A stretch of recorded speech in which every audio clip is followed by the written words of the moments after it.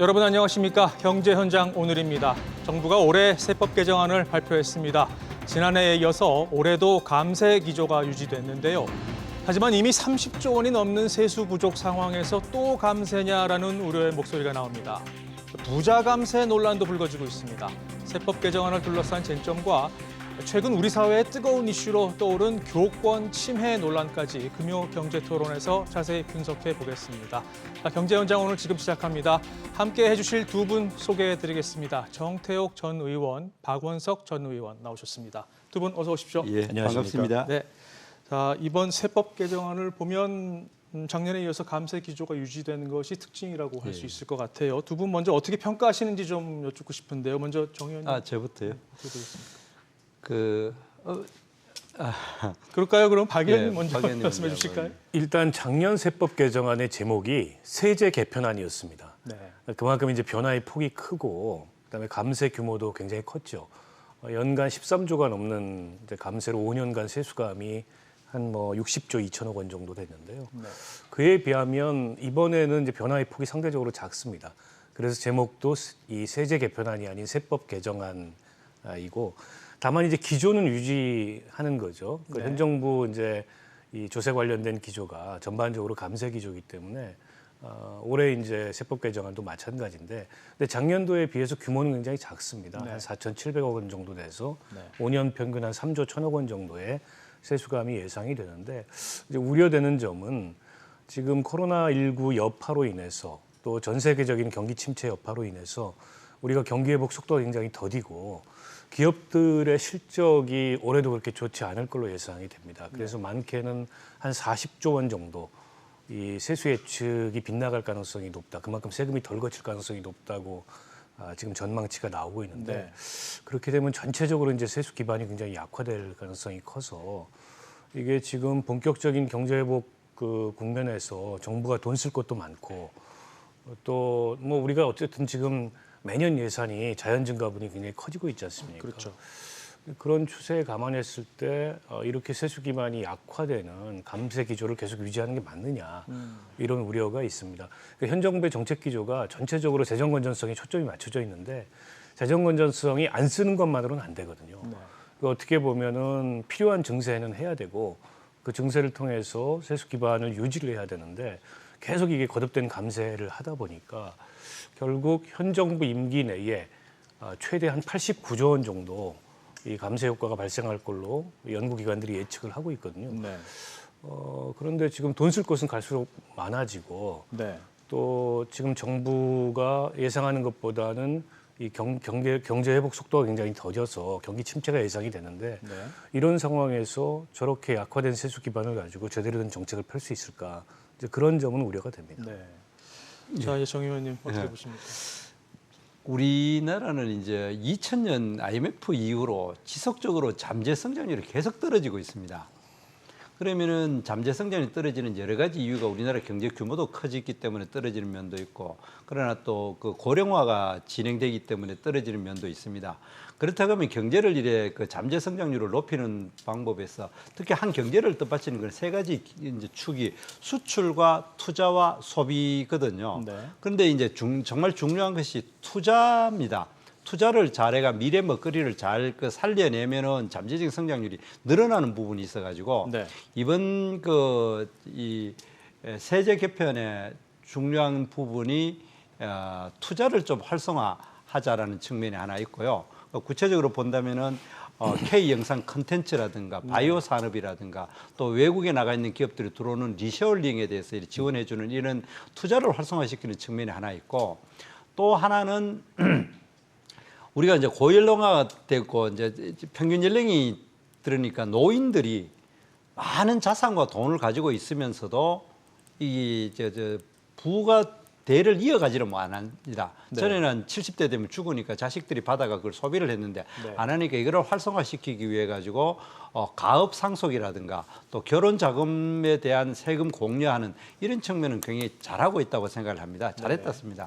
그러나 그것이 이제 우리나라 잠재 성장률을 지속하게 떨어지는 것을 막을 수 있을 만큼 규모가 크지는 않고, 네. 그다음 예를 들어 이번에 감세하는 것도 K 영상 콘텐츠라든지 바이오라든지 리셔링에 대해서 그 세액 공제를 뭐 해봐야 큰 돈은 아니거든요. 네네. 그런 걸 하고 다만 이제 그 인구 구조 변화에 따라 가지고 결혼 자금에 대해서 1인당 한 1억 5천씩 해가지고 그 부부 같은 경우는 3억 정도 이렇게 면세시켜 주는 거, 네. 뭐 요 정도는 상당히 의미가 있고 특히 이제 가업 상속하는 것에 대해서 이 세금을 많이 이제 공제해 주는 거는 우리나라 그 중소기업인들 그 이제 경영자의 거의 한 60%가 이미 그 60대를 넘어가고 있는 상태거든요. 네. 그런 거를 이제 가업을 상속을 원활하게 해가지고 잠재 성장률을 높일 수 있는 데는 기여를 했다. 네. 그러나 기본적으로 그 규모가 너무나 작고 그다음 또 사실 외국에 나가 있는 기업이나 또 이렇게 특히 요즘 이제 중국이 그 국제 경쟁력을 잃어가기 때문에 중국에 투자한 기업들이 외국으로 가는 기업을 우리가 많이 잡아야 되는데 그렇게 하기 위해서는 가장 결정적인 게 법인세를 대폭 감액을 해줘야 되는데 법인세는 이번에 포함이 안 됐었죠. 아예 포함 맞잖아요. 자체가 안 됐습니다. 그렇죠? 그래서 이 방향 자체는 투자를 그 미래 먹거리를 위해서 투자를 증진시키기 위한 감액 그리고 또 이제 연령 구조가 고령화에 따르는 가업 상속이나 그리고 또 이제 그 소비 진작을 하기 위해서 결혼 자금 뭐 증여세를 깎아주는 이런 거는 잘했지만 총 규모가 너무 적고 그다음 또 이 법인세를 전혀 건드리지 않았기 때문에 그 효과는 그리 크지 않을 거다 그렇게 생각합니다. 박 의원님도 효과에 대해서는 동의하시나요? 크지 않을 거라고 보십니까? 어떻게 보세요? 그런데 이제 감세 정책을 대표적으로 폈던 정부가 이명박 정부였습니다. 네. 당시에 이제 법인세 최고 세율을 대폭 인하해서 이명박 정부 기간 동안에 전체적인 세수감이 한 100조 정도 있었거든요. 근데 당시에도 이제 똑같은 이유를 내세웠습니다. 기업의 투자를 활성화하기 위해서 전 세계적인 추세를 감안했을 때 우리 법인세 최고 세율이 높으니 그 최고 세율을 내리면 투자가 활성화되지 않겠나. 근데 결과로 보면 별로 투자가 늘어나지 않았습니다. 네. 물론 당시에 이제 금융위기라는 특수한 상황도 작용을 했습니다만 당시 기업들의 그 유효 설비 그 증가율, 그러니까 이제 투자를 많이 하게 되면은 그런 유효 설비가 늘어나게 되거든요. 근데 그런 거는 거의 변함이 없는데 반해서 사내 유보 같은 경우가 크게 늘었어요. 그러니까 기업들이 법인세를 깎아줬더니 오히려 이제 사내 유보를 늘리고 투자나 고용은 별로 하지 않더라. 네. 이런 게 경험적으로 증명이 된 데다가 전 세계적으로 보면 기업들이 투자를 결정하는 투자 결정 요인 중에 세금을 깎아주는 게 얼마나 중요하냐 이런 걸 분석해 보면 오히려 세금을 깎아주는 건 훨씬 더 후순위고 다른 투자 환경이 개선이 되거나 또 이제 유망한 어떤 신사업 분야나 이런 걸 통해서 기업들이 이윤이 예상이 될 때 투자를 늘리는 거지 세금 깎아주는 것은 기업의 의사결정에 그렇게 지배적인 그 결정 요인이 아니다. 이런 게 이제 연구 결과로 증명이 된 거여서 일종의 이제 감세 이데올로기가 네. 좀 낡았다 이런 생각이 저는 들고요. 물론 이제 그 우리 법인세 최고 세율이 어느 정도 내는 것이 적정하냐. 작년에 이제 1%를 내리지 않았습니까? 네. 그에 대해서는 지금 전반적으로 한국 경제의 경쟁력이나 또 글로벌 그 이른바 이제 그 투자 추세나 이런 걸 감안해서 저희가 토론해 볼 수 있다고 생각합니다. 그렇게 즉흥적인 의사결정을 할 문제가 아니고. 네. 근데 이제 늘 보수 진영에서는 법인세를 내리면 투자가 늘어나고 고용이 늘어난다. 이걸 맹신하고 있는데 그런 결과가 나오질 않았어요. 네. 반면에 또 이 진보 쪽에서는 법인세 감세가 부자 감세다. 근데 이제 법인에 대한 감세이기 때문에 그건 부자 감세하고 조금 다른 거거든요. 네. 이렇게 이제 이데올로기로 늘 대립을 해왔는데 그럴 문제가 아니고 좀 실증적인 접근이 필요하다. 이 말씀을 우선 드리고 싶고요. 이번에 이제 법인세를 손을 못 대는 건 작년에 이미 이제 법인세 소득세 또 종합부동산세 이런 국회에서 법 개정이 필요한 큰 틀의 제도 개혁을 통한 세제 개편을 했고 그 효과로 연간 한 13조씩 감세 효과가 발생하는 그런 큰 세제 개편을 했는데 아시겠지만 뭐 내년에 총선이 있습니다. 네. 그런데다가 지금 국회 환경이 여당 입장에서 혹은 정부 입장에서 이 감세 법안을 통과시키기가 만만치 않은 환경입니다. 그렇죠. 어쨌든 민주당이 거기에 반대하고 있고 야당이 다수 의석을 가지고 있기 때문에 그래서 이번에 이제 세제 개편 그 세법 개정안의 내용을 보면 대부분 다 시행령으로 할 수 있는 내용들이고 법 개정이 별도로 필요하지 않은 이런 내용들이어서 정부가 지금 국회 환경을 고려하고 또 내년 총선을 의식해서 큰 폭의 세제 개편을 선택하지 않은 게 아닌가라는 생각이 들고요. 네. 저는 늘 이게 이제 법인세 관련된 그 논란이 앞서도 제가 지적을 했듯이 그 이념적으로 이 논란이 진행이 됩니다. 보수에서는 감세하면 투자 고용이 된다. 반면에 이제 진보 쪽에서는 그 효과는 없고 오히려 부자 감세다. 이게 반복되고 있는데 저는 둘 다 조금 제가 보기에는 한계가 있는 그 의견이거나 비판이라는 생각이 들고 네. 그보다는 좀 더 실증적인 접근이 필요하지 않을까 싶습니다. 그렇군요. 자, 눈에 띄는 내용 좀 짚어보겠습니다. 앞서 정 의원님께서 결혼자금 증여세 공제한 예. 확대를 잠깐 언급을 해주셨는데 이게 신랑 신부 합치면 이제 총 3억 원이 예. 됩니다. 이게 부자감세 논란이랑 좀 결부가 돼서 어떻게 보십니까? 실제로 맞습니까? 그 이제 아무래도 이제 그 이제 정리를 할 수 있는 사람들 자체가 여유가 있는 사람들이 그렇죠. 경우가 많이 있습니다만은 그러나 전체적으로 봤을 때 우리나라 그 노인들 자체가 이게 연령이 높아지니까 가장 소득을 많이 가지고 있고 소득이라보다 자산을 많이 가지고 있는 세대가 그 50대 후반에서 60대, 70대까지거든요. 네. 그 사람들이 이 평균 수명이 길어지니까 돈을 내놓지를 않고 있어요. 네. 그러기 때문에 소비 진작이 안 되고 있습니다. 그러기 때문에 이거를 이제 결혼 자금이 실질적으로 지금 이제 1인당 5천만 원까지만 이제 증여가 면제되지 않습니까? 그렇죠. 그걸 결혼 자금으로서 결혼 그 전후 이제 1억씩 더 하면은 부부가 하면 2억 정도를 증여를 더 할 수 있도록 하는 길을 터 줌으로 인해 가지고 네. 실제로 이제 물론 그 증여를 1억이라는 큰 돈을 증여를 할 수 있는 집안인 사람이 부자다라고 뭐 이야기를 하면 할 말이 없어지고 그러나 지금 우리나라 전체적으로 제가 아까 말씀드렸다시피 경제를 뜻받치는 게 수출과 투자와 소비인데 그 이 소비를 좀 그 장려한다는 의미에서는 상당히 의미 있는 것이 아닌가 그렇게 생각을 합니다. 저출산 문제하고도 관련이 있는 것 같아요. 결혼을 해야지 이제 아이를 낳을 거 아닙니까? 그 부분도 예. 좀 생각해 볼 수 있지 않을까요? 박 의원님 생각은 어떠세요? 근데 지금 대한민국의 저출산 그 추이나 정도가 뭐 이런 정도의 그 증여 한도를 늘려준다 그래서 이게 지금 합계 출산율이 개선되거나 그럴 가능성이 좀 거의 없다고 보고 네. 작년도 합계 출산율이 0.78이거든요. 그러니까 이거는 그 출산율에 관한 전 세계적으로 통계가 잡힌 이래 다른 그 전 세계 어디에서도 없었던 어느 시대에도 없었던 출산율이 잡힌 거예요. 그러니까 0.8 밑으로 떨어졌던 게 80년대에 구사회주의권이 망하기 전에 동독에서 있었던 네. 통계를 제외하고는 우리가 가장 낮습니다. 그러니까 이게 정말 심각한 국가 소멸의 문제를 고민해 봐야 되는 이슈라고 보고요. 근데 그와 별개로 이번에 어쨌든 1억씩 그 자녀 공제 한도를 늘려주게 되면 양가로부터 받으면 이제 3억이 되잖아요. 네. 근데 3억 정도를 이게 증여해 줄 수 있는 부모가 대한민국에 그렇게 많지 않습니다.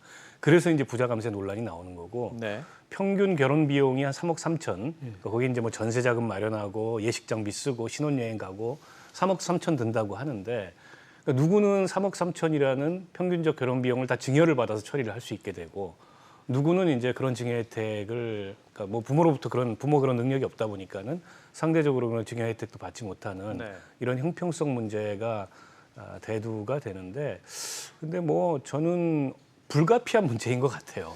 이게 자본주의 사회에 사는 이상 불가피한 문제인 것 같은데 아무튼 이 자녀 공제 한도를 이렇게 늘리는 것만큼 이를테면 뭐 저소득층에 대해서 다른 혜택이나 이런 것들이 좀 따라와야 될 텐데 이번 세제 개편안에 그런 것들이 별도로 눈에 띄지 않아서 아마 이게 도드라지게 보이는 게 아닌가 네. 싶고요. 그러니까 전체적으로 이 상속 증여세 관련해서 대한민국의 이제 상속 증여세가 너무 엄격하다. 뭐 이게 50% 최고 세율이 50% 되고 대주주 같은 경우에 뭐 60%까지 되지 않습니까? 그와 관련해서는 큰 틀의 제도 개혁 문제가 지금 논의되고 있기 때문에 그에 따라서 조금 방향을 잡아야 될 문제가 아닌가 싶습니다. 네. 또 한 가지 논란이 될 수 있는 게 가업승계세 부담 완화된 예. 거예요. 이게 증여세 10% 과세 구간이 60억에서 300억으로 지금 대폭 확대가 예. 됐고 또 분할 날 수 있는 기간도 5년에서 20년으로 늘렸단 말입니다. 이건 논란의 소지 없을까요? 어떻게 보십니까? 오히려 이거는 아까 이 박 의원님, 박권석 의원님 이야기하셨듯이 우리나라 그 상속세는 너무 가혹한 상황이에요. 그러니까 대기업 기준으로 본다면은 그 경영권 프리미엄까지 합하면 60% 상속세를 나눈다는 전 세계에서 선진국 중에는 가장 높은 편이거든요. 그래 되다 보니까 대기업들 같은 경우에는 편법 증여가 일어나니까 온갖 그 뭡니까 우리나라 대기업들이 대기업 그 오너들이 대부분 감옥을 한 번씩 다 갔다 왔지 않습니까?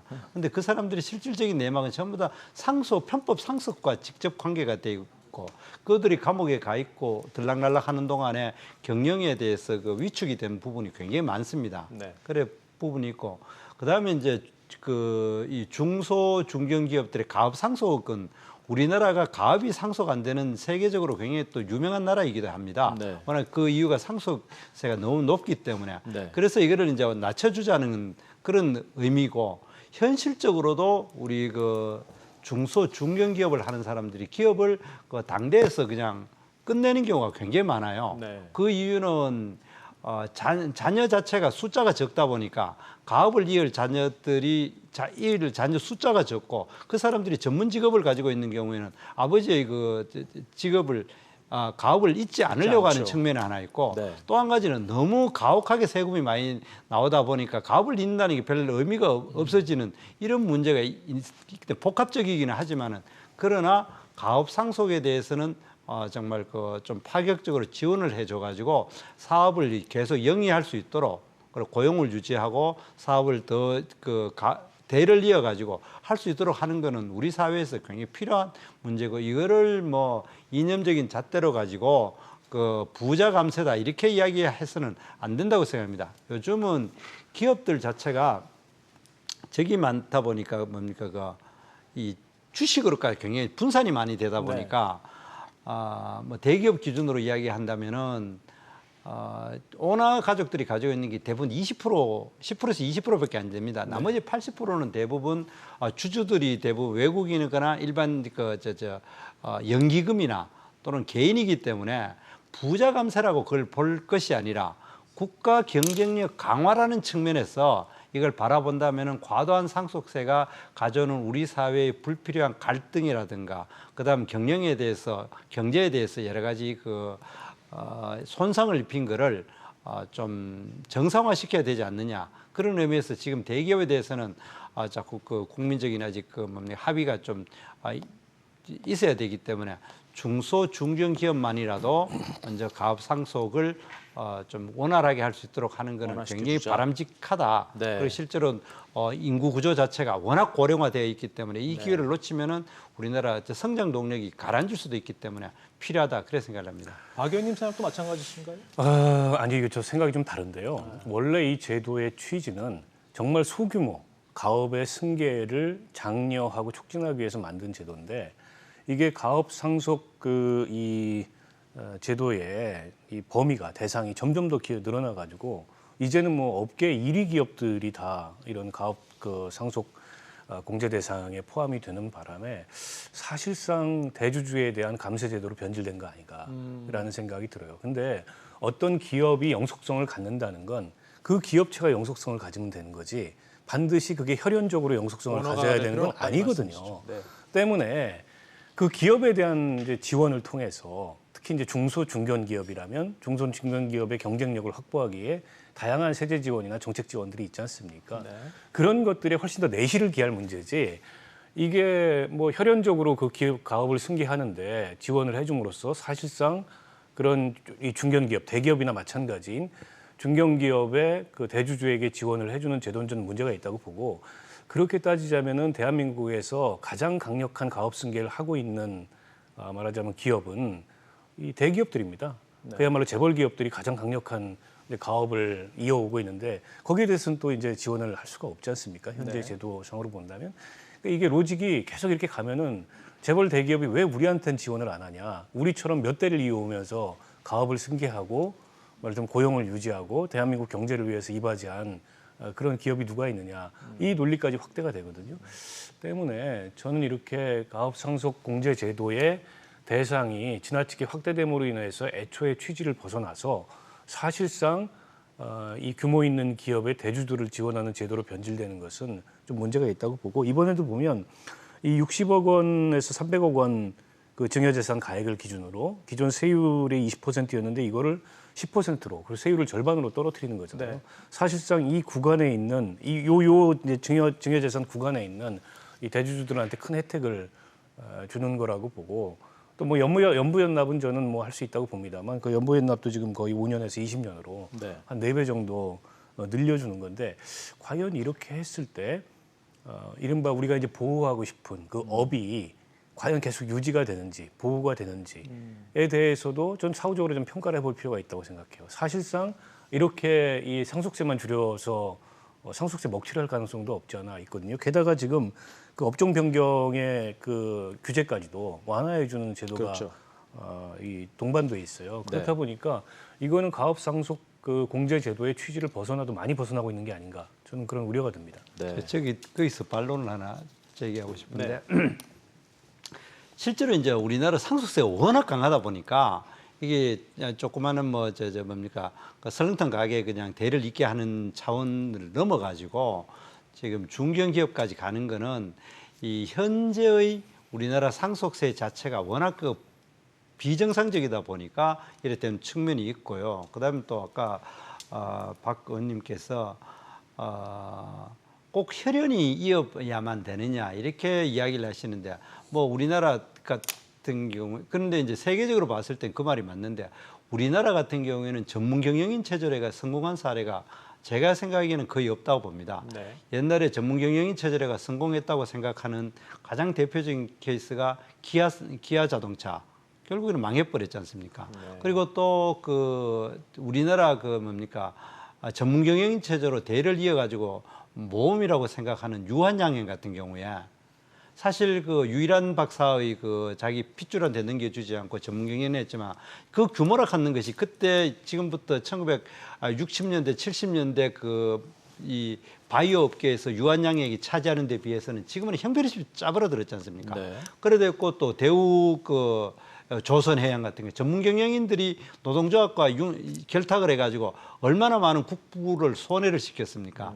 그렇다면은 결국에는 우리나라는 제가 생각에 특수 상황에서는 전문인 경영 체제, 특히 대기업도 아닌 중견기업, 중소기업을 전문 경영 체제로 간다. 그거는 저는 그 정상적이지 않다고 봅니다. 그렇다면 결국에는 대를 이어가지고 가업을 이렇게 가업이라기보다는 중소 중견기업들이 원활하게 상속될 수 있도록 하고 오히려 거기에 대해서 뭡니까 이 뭐 다른 세제로 가지고 보완을 하더라도 그래 이번에 세금을 깎아주더라도 그 연납 기간을 5년에서 이거 20년 늘려줬지 않습니까?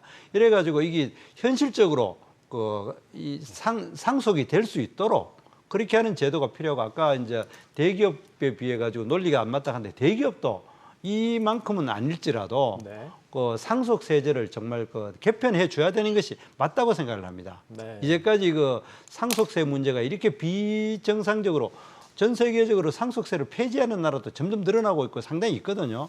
그러고 미국 같은 경우는 그건 제가 알기로 한 600억 정도를 그 상속세 같은 걸 아예 면제시켜주는 이런 상황이기 때문에 우리가 상속세에 대해서는 아예 뭡니까 대기업에 대해서는 뭐 워낙 저항이 심하니까 중소 중견기업 정도한테는 이렇게 해주는 게 바람직하다 그렇게 생각합니다. 네. 뭐 미국이 상속세 공제 한도가 600억은 아니고 160억 정도고요. 예. 그다음에 이 상속세를 유산취득세 형태로 상속세제의 구조를 좀 바꾸자라는 건 저도 공감을 합니다. 그러니까 지금은 과세를 한 다음에 분할을 해요.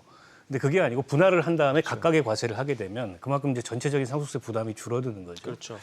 때문에 그건 이제 일종의 세제 선진화라는 차원에서 검토를 해야 되는데 네. 근데 현 정부에서도 그걸 당장 하기보다는 좀 중기적 과제로 놓은 것 같아요.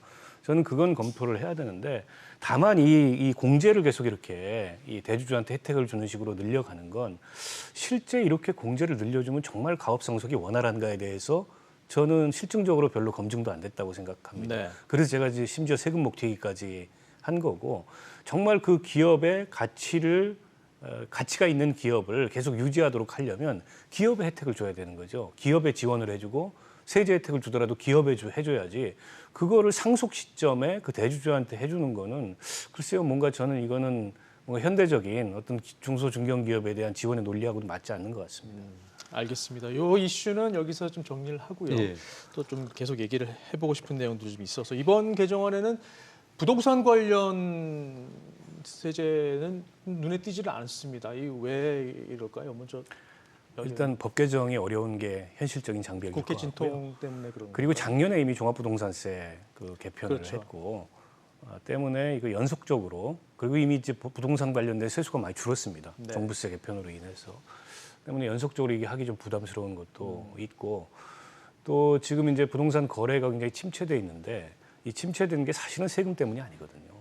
이 경기 때문이죠. 때문이기 때문에 네. 세금을 내린다 그래서 무슨 거래가 활성화될 수 있는 그런 담보도 없는 상황에서 감세 논란이 커질 가능성이 크기 때문에 아마 정부에서도 이번에 부동산 세제는 포함 안 시킨 게 아닌가 싶습니다. 역대 정부를 보면은 이 보통 이제 이제 우파 정부라 그러나 보수 정부 들었을 때가 보통 경기가 불황일 때가 많았어요. 네. 예를 들어서 그 이전에 그 이명박 정부 이전에 이제 그 김대중 정부와 그 노무현 대통령 때 부동산이 굉장히 많이 뛰다 보니까 네. 그 세금을 많이 매기는 쪽으로 종부세 그때 이제 뭐 그전부터 같지만 굉장히 많이 올리고 그렇게 되면은 보수 정권이 들었을 때는 저기 이 부동산 경기가 깔아앉아 있어요. 네. 그러니까 보수 정부 때에 세금을 대폭 감면시키면은 약간 그 진보 정권이니까 좌파 정부가 들었을 때 그때 효과가 나타난다는 효도가 나가지고 또 튀니까 또 엄청나게 또 부동산은 그 세금을 많이 매기는 것이 이 악순환을 해왔습니다. 네. 그래서 그 이명박 정부 때에 하고 그 박근혜 대통령 때 부동산 관련 세금을 줄였는 것이 그 효과가 문재인 정부 때에 부동산 일에 완 걸로 네. 저는 그렇게 생각합니다. 물론 그때 이제 언론에서는 뭐 우파 쪽에서는 또 그걸 가지고 좌파의 실패라고 공격을 하기는 합니다만 그보다는 어쨌든 그 전에 그 세금을 완화시킨 것 때문이고 그러다 보니까 지금 문재인 정부 때에 너무 부동산에 대해서 여러 가지 억제책을 한 것이 이렇게 부동산을 경기를 깔아친 영향이 있지 않느냐 이런 생각을 합니다. 그런데 작년에 이제 한번 개편을 했기 때문에 추가로 하는 것보다도 부동산세는 좀 꾸준히 이어가는 것이 네. 나는 바람직하다. 너무 냉탕 온탕이 너무 심하게 왔다 갔다 하면은 오히려 이제 국민에 대해서 잘못된 신호도 주게 되고 네. 그렇다고 생각합니다. 알겠습니다. 자, 세법 개정안 얘기는 이쯤에서 좀 정리를 하고요. 사회적으로 큰 논란이 되고 있는 이슈 하나 더 짚어볼까 합니다. 바로 교권 침해 논란인데요. 최근 서울의 한 초등학교에서 교사 한 분이 극단적인 선택을 하면서 또 다른 곳에서는 또 학생이 또 선생님을 폭행을 하는 사건까지 벌어지면서 이게 굉장히 뜨거운 이슈로 지금 떠올랐습니다. 이 문제 지금 어떻게 보고 계십니까? 먼저 박 의원님. 우선 깜짝 놀랐습니다. 우리 공교육에 여러 가지 문제가 있다고는 알고 있었습니다만 교실이 이런 식으로 무너져가고 있는지는 정말 몰랐고요. 때문에 이거는 조금 대책이 시급하다 이런 생각이 들었는데 이번 이제 초등학교 교사의 극단적 선택과 또 학생이 교사를 폭행하던 이런 일들을 쭉 이제 들여다봤더니 좀 구조적인 문제가 있는 것 같아요. 결국 학부모들이 학교를 상대로 특히 담임교사를 상대로 수많은 민원을 제기하고 네. 사실은 교사의 고유한 그 역할은 학업과 교과 지도를 하는 건데 네. 학업 교과 지도 이외에 너무 많은 일에 지금 학교 선생님들이 시달리고 있고 게다가 감정 노동까지 학생들이나 부모들로부터 해야 되는 이 문제가 좀 구조적으로 있는 것 같아요. 그래서 이걸 어떻게 좀 분리시켜줘야 되지 않는가. 그래서 그런 민원이라든지 행정 업무라든지 이거는 별도로 처리할 수 있는 그런 시스템을 만들어 놓고 선생님이 교과와 학업과 생활지도에 집중할 수 있게 환경을 좀 바꿔주는 게 일단 첫 번째로 급선무일 것 같다라는 생각이 들고요. 두 번째로는 학생인권 조례 때문이다 이런 지적이 나오는데 저는 그건 굉장히 단편적이고 부분적인 진단이라고 봅니다. 왜냐하면 학생인권 조례가 없는 자치단체도 많거든요. 근데 거기서 똑같은 일이 일어나고 네. 있어요. 그리고 학생 인권도 교사 인권도 다 중요한데 뭐 둘 중 하나 뭐를 선택해야 되는 문제처럼 얘기하는 거는 옳지 않고 학생 인권 조례에 너무 과한 부분이 있어서 부분적으로 개선이 필요하다. 저는 그건 뭐 할 수 있다고 봅니다. 근데 이 문제를 학생인권 조례 탓이다, 뭐 진보 교육감들 탓이다 이렇게 진단하는 거는 사실과도 좀 동떨어진 지나치게 좀 부분적이고 성급한 진단일 가능성이 높고, 아무튼 이 문제의 해법을 찾기 위해서 뭐 진보 보수 이런 차원을 떠나서 네. 진지하게 우리 사회가 머리를 좀 맞대야 되지 않을까 싶습니다. 네. 지금 박 의원님 말씀하신 것처럼 교권 그리고 학생 인권 이게 지금 서로 뭐 어느 쪽이 강조가 되면 어느 쪽은 축소되고 이런 상충 구도는 아니잖아요. 이거 교사와 학생의 문제라기보다도 그렇죠.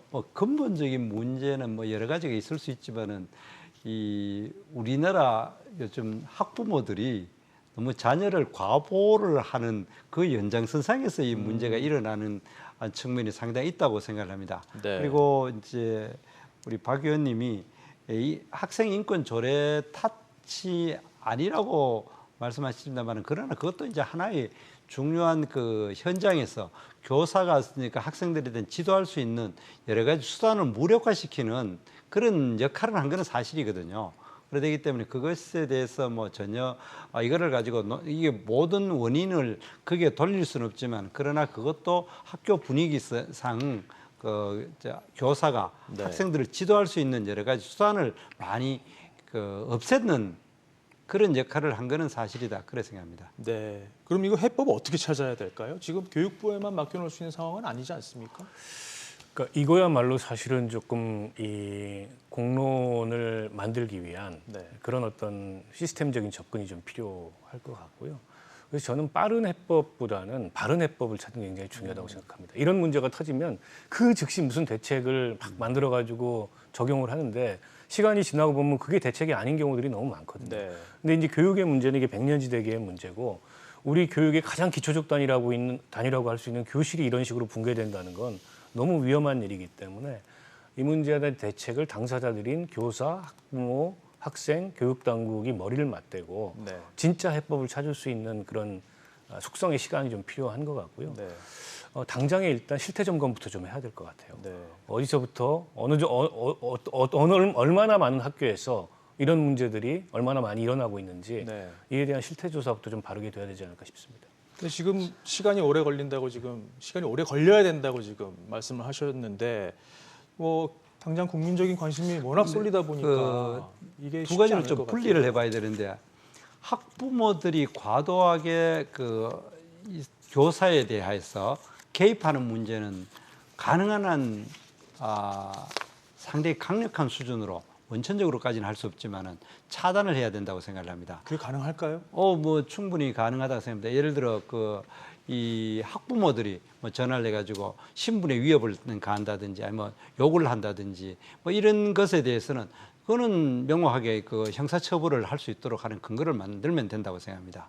그다음에 이제 교사와 학생 간의 관계에 있어가지고 이제 교사와 학부모의 관계는 잘못된 침해에 대해서 철저하게 나는 처벌이 필요하다고 생각합니다. 그리고 학생과 교사의 관계에 있어 가지고는 교사에게 학생들에 대해서 이제 지도를 할 수 있는 여러 가지 정책적인 수단을 많이 부여해 줘야 된다고 저는 생각합니다. 네. 뭐 구체적인 거는 이제 학교에서 교육적인 측면에서 이제 해야 되겠지만은, 지금은 학생이 교사에게 대들거나 반항을 하거나 지시를 불이행해도 어떤 처벌을 하거나 거기 지도할 수 있는 수단이 없는 상태입니다. 그리고 세 번째로는 교사 자체의 실질적인 어떤 사기 양양책이 있어야 되지 않는가. 교사들이 전반적으로 학교 교육에 대해서 사명감보다는 자포자기하거나 아예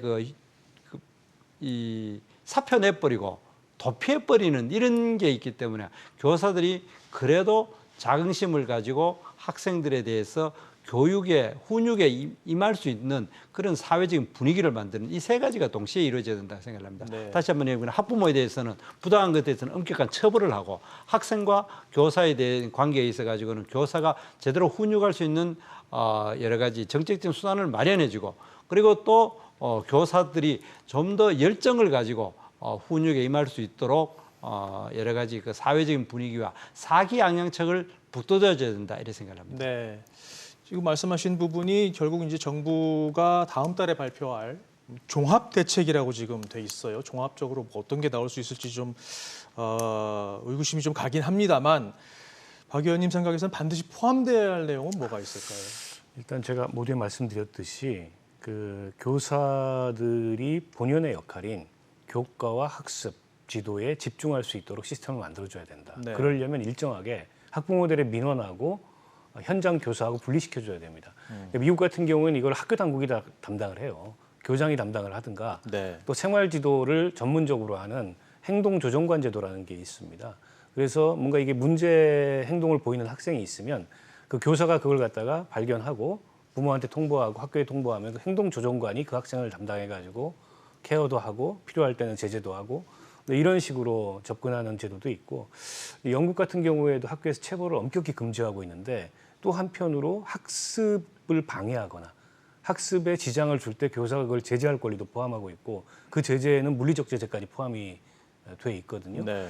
그래서 이번처럼 이번에 이제 문제가 드러난 것처럼 그동안에 우리가 몰랐던 이런 문제들이 다양한 형태로 벌어지고 있고 그로 인해서 교사와 학부모, 학생 간의 불신이 지금 심각한 상황이잖아요. 그래서 아주 세부적이고 디테일한 그런 지침들이 마련될 필요가 있고 큰 틀에서는 어쨌든 교사들이 학생들의 교과, 수업, 생활 지도에만 집중할 수 있도록 네. 일정하게 시스템을 바꿔주는 게 가장 핵심적인 문제인 것 같다고. 또 땅에 떨어진 사기도 좀 진작을 시켜줘야 될 필요가 있을 것 그렇죠. 같습니다.